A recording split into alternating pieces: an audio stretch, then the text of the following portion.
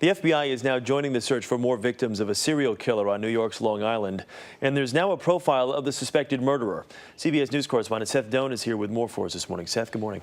Good morning, Chris. That's right. Authorities are still combing that remote stretch of beach on Long Island where so many human remains have been found.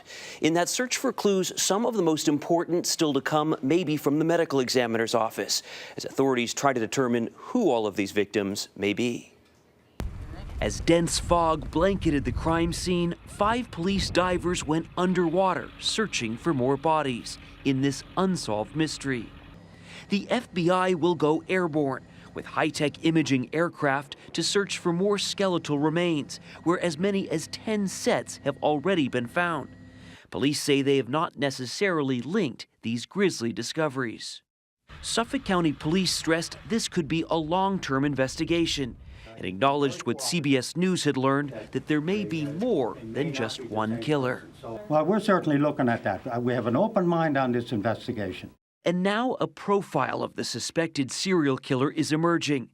Authorities tell CBS News he's likely white, between 25 and 40, is intelligent and street smart.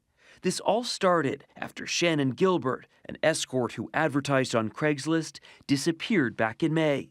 And you're likely the last person to see her? Yes. A panicked Gilbert showed up at Gus Coletti's house. Yeah, I opened the door and she came in and she just stood there, staring at me, yelling, "Help me, help me." At 5 o'clock in the morning? Yeah.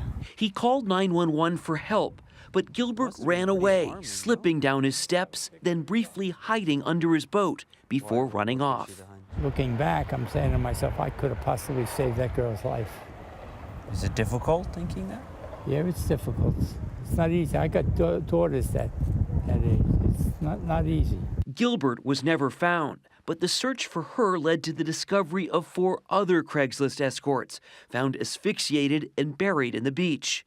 Investigators have combed this community, questioning neighbors like Dr. Peter Hackett. This has been a tough couple of days.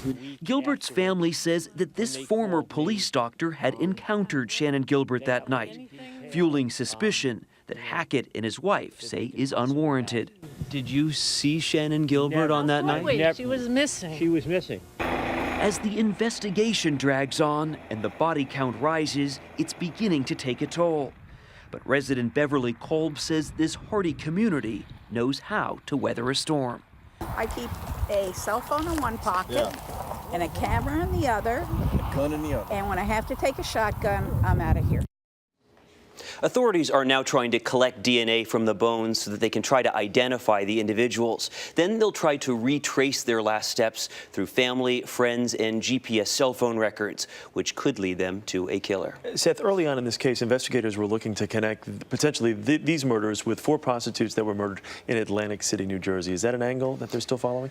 Investigators so far have stepped away from that. Just yesterday, the police commissioner out in Suffolk County said it was unlikely that there was a connection.